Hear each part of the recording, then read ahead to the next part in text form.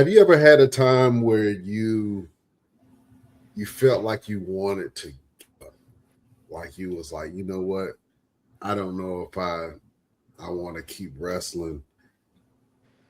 And during that time, what made you uh, keep going, or did you have someone give you advice to help you keep going?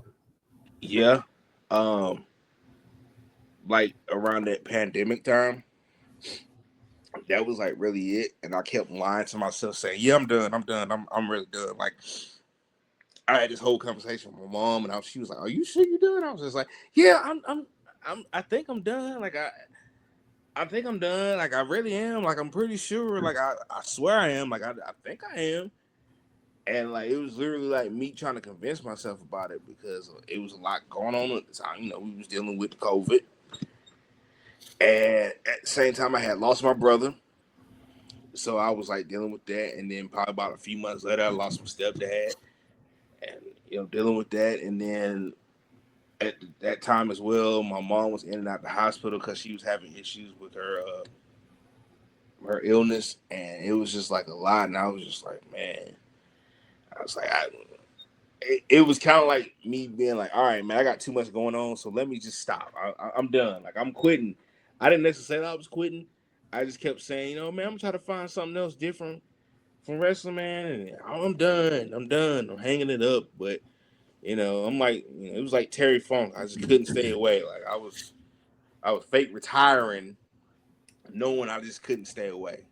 And Mm-hmm. it was like when I kind of got to a point where it was just like, okay, man, like you still feel like I equivalent it to the movie Rocky Balboa, where he keeps saying it's still that beast in there somewhere. It's like it's not tamed, it's not done. And I just was just like, man, and like I said, it wasn't no conversation, it wasn't nobody. It was just literally me going like, sitting there going like, I'm not done. Like I still got something left. I still got something to prove. I still got something to give back, and I just can't sit here and just go like, all right, I just had to get back to it. Like I just had to keep going, and like luckily I kind of got like an open door welcome from Firestar, so that was kind of like, all right, I can go there and get my feet wet. I can hit some training sessions and get back going, and then when time was right, it was like, okay, I'm back. I just had to get back to it. And like I said, I still felt like I had something to prove, and people now still, and I say, yeah, man, I think I'm getting close to the end. Like I'm still doing, but I feel like I'm getting close. And people go like, ain't no, especially LeBron. LeBron does this all the time.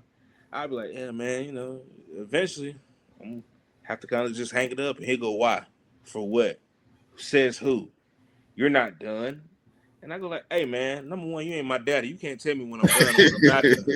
Like, if I say I'm done, I'm done. But I think it's just the fact of like people still see the ability, people still see what I can bring, and they'll just be like, man, like, boy, you still got it, like you still move, like you still going. I'm just like, yeah, man. I guess so. I guess I'm still, still got that hunger in me a little bit to still keep going and still got that ability to keep going. I'm still, blessed enough to be healthy enough to get in there and go and with anybody, with everybody as well too. So, like I said, I had that moment where I was just like going through a lot mentally, and I was just like, man, I'm done. Like it's over. But it truly wasn't over. It was just like I just kind of had to take a break and get back to it. But I was lying to people saying I'm done, but I really wasn't done. Not by a long shot. So Yeah. So outside of professional wrestling, you actually dabble in music as well. I dabble in a lot of stuff, man. I dabble in a lot of stuff. It's a Talk to lot. the people about your musical talents and aspirations with that. Uh, that literally came because of COVID. Um, I was kind of halfway DJing on Facebook Live, and I've always been a guy that's always liked the behind the scenes aspect. I've always liked wrestling footage behind the scenes, like seeing the guys right before they walk out the curtain. What's their warm up, pattern like? what are they thinking, before and afterwards. And so that always would lead me to like music production. Like, we know H to the Izzo by Jay-Z, but how did you get that? What was Kanye doing? What was Dilla doing? What was Ninth Wonder doing with all this different music? So I would always watch all these things about producers, not the rappers, the producers. That was my thing. The DJs, the producers, like what they would do, like all right, they had this incredible DJ set. What did they pick to get that? Oh, he made this dope beat. What did he do to make that? And so I was watching a lot of Ninth Wonder stuff, and it slowly, that creative monkey on my back is kind of like him with all the stuff he does. He just like, you know what? I'm gonna do it. Just to try it. It was literally like, all right, it's COVID. You really ain't going nowhere but to working home. Why not? And so I got like a little pad and started from there. And like all things weren't great.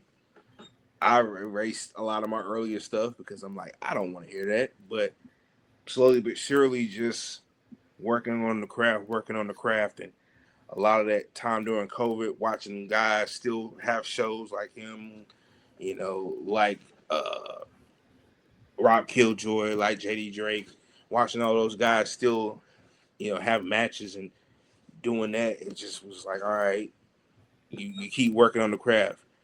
How do they do this? Or you learn how to do this. You learn how to do that. You figure out how to do this. You put these two things together.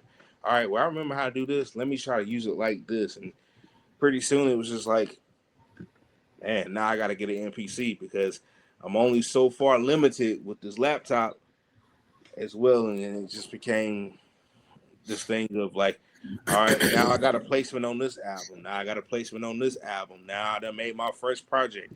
Now this person wants to do a whole project with me. Now it's like, all right, I done made a song that was on the album that I use as my theme song. Now it's like, all right, I done met legends in the game. I done met Dame Grease. I done met Large Professor. I got a guy that has connections with multiple people in Gene Brown that when I met him, he was like, yeah, I know about you. I seen your stuff. I went like, what? Like, and now it's just like, when people talk about music stuff, especially in the Carolinas, it's like, hey, I'm looking for a producer. And I automatically get tagged by people. And it's just like, man, I didn't think like starting off I would get to this level. I would have liked to, but it's just one of those things that you just you think about it, but you don't necessarily think it will happen. And now it's just like my room is full of like vinyl records, sample, and I'm still trying to find places to put more of them. And I've got like a stack sitting over here that I hadn't even touched yet as well too. And I'm surrounded by music equipment. And while I'm watching WrestleMania, I'm working on beats. When Royal Rumble comes on this weekend, I'm gonna be working on beats. If I'm watching AEW, I'm working on beats. TNA, working on beats. It's just like it's just the practice makes perfect. You go to the gym, you come home, you work on beats as well too, to perfect the craft. And it's opened up a lot of doors for me, including into acting as well too. So it's wild to say that something that I was just seeing as a hobby has kind of done a lot for me as well too. Made a little money, not a lot, just a tad bit, enough to get a Whopper with cheese, but You can put cheese on yours, I right? can put cheese on it. I can put cheese. Yeah, cheese and some barbecue sauce on that thing. Mm-hmm. Yeah, just a little bit of barbecue sauce. Well, listen, man.